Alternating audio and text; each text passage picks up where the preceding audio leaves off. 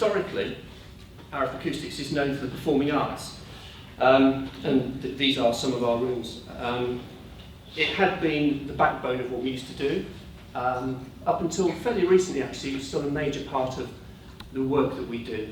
But we've now diversified very much so that we work in all aspects of building acoustics, in rail and aviation, environmental, immersive 3D visualization and auralization is work that we have started spearheading, started working in health impact assessments, and obviously theatre consulting, and we also do some work with some artists. Now, I've been asked to talk about the importance of links between consultancy, industry and academia, and I think perspective is interesting here because from my perspective, industry is consulting. Industry is building its infrastructure. But from an academic's point of view, you probably look at me and view me as industry. So there's an interesting change in perspective that I think we need to address. Similarly, there's a difference in our research goals. Because from an academic's point of view, what you're trying to do is to ask questions, whereas actually from a business point of view, what we're trying to do is to answer them, and is to actually close down skills gaps and close down business opportunities.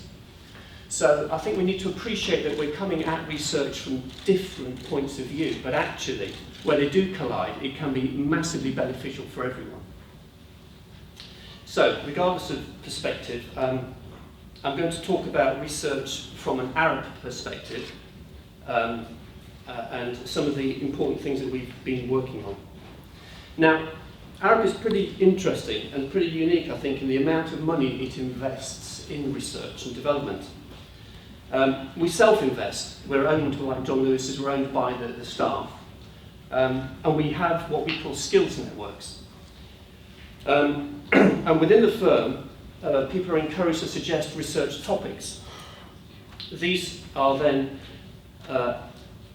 grouped in terms of whether they are going to fulfill skills gaps or business needs. And then they are not voted on essentially, but the Arup Council decides who is going to get the funding and who isn't. So we have the Arup University Council and we have experts in all of the individual fields. Now the Acoustic Skills Network, interestingly enough, which of course is the first skills network. There are 44 altogether, starting with A for acoustics, which is brilliant, and ending with W for wind. I lead the acoustics one. And the average funding per head is greater for the acoustics network than any other network, which I think speaks volumes about the creativity and interest in research that acousticians generally have. This is a large number. Arup investment in research and development this year is £42 million. Now that's global, and that's currently over 1,200 projects, and it covers all disciplines. So that's not just acoustics. Now the reason we invest this much money is that we think it's the actual lifeblood of our business. It's how we get better. It's how we do things differently. 60% of this funding we target to be with external partners, and most of those are academic institutions, closely followed by industry. Now, we've seen in the last few years how Arup-led acoustic innovation has assisted in streamlining and de-risking and helping all sides understand better the issues around planning decisions for major infrastructure projects. These stakeholders include the public, the clients, key community stakeholders, operators, councils, and government. I'm going to mention a couple of key examples to illustrate the research benefits provided for HS2 and for Heathrow.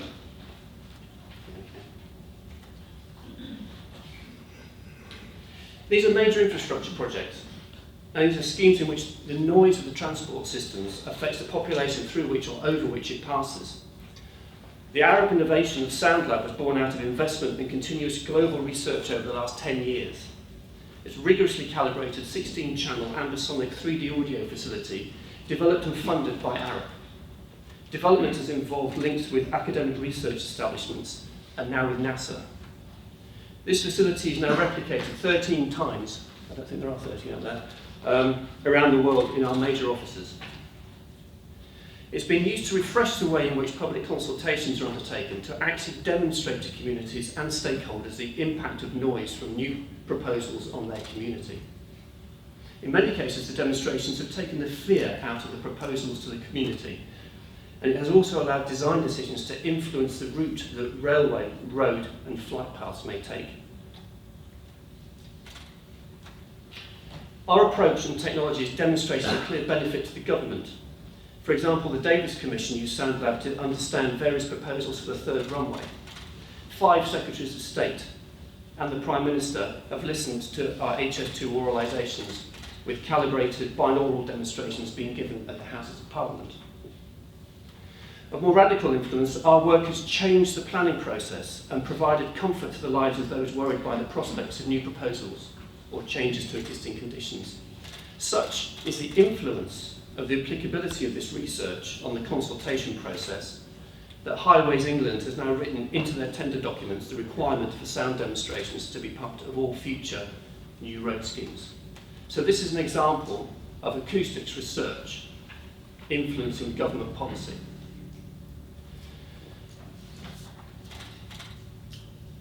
Particularly interesting is a recent new research programme between Arup and NASA, which is a sentence I never thought I'd say. And it's just been encouraged with NASA Langley Research Centre in the US to increase our joint oralisation capability. Now, the ambition of this is to be able to simulate new arrival and departures of aircraft to explore ways to minimise community noise while maximising capacity, to predict the noise of unconventional aircraft where existing measurement data is non-existent. I don't think we're talking about spaceships, but I don't know. And to use the methodology as a design tool to assess future airspace change. These are opportunities to link up with all kinds of organisations to further our combined acoustics knowledge and further our skills in design and management of noise effects on communities, genuinely helping to improve lives through research. Another totally different, hello, how many minutes is that? 2, all right then. Another really quick one. We're doing a lot of work at the moment on sports stadium design and research with the Premier League and with Sky. And a lot of the work we've been doing is to try and identify what forms a good stadium, what actually helps enhance the crowd atmosphere. We've done loads of work in concert halls, but no one's done any of this sort of work in stadia. And anecdotally, some are better than others, so we're trying to find out what's going on. So we've been doing a lot of work with the Premier League and with Sky Sports, who've actually gained us access into stadia to do this work. Starting off with, in each case, doing some LiDAR scanning. Oh, hello. And finding automated ways in which LiDAR scanning can actually be taken into an acoustics model from which you could generate immediate oralizations without having to go through extensive, tedious modelling exercises. Something like this, doing this kind of LiDAR scanning takes next to no time. Building an acoustics model from something this complicated could take a lifetime. So we're working on being able to condense all of this so we can actually listen to what these sound like, so we can hear the differences between different roof materials, different geometries, different distances, different sound system distributions, and actually have people understand the differences that these changes can make. So this is just a small part of some of the research that Arup are doing. I don't think we can possibly underestimate the importance of research, and it cannot be underestimated the value that it has to people. On this evidence, I wholeheartedly support this new network.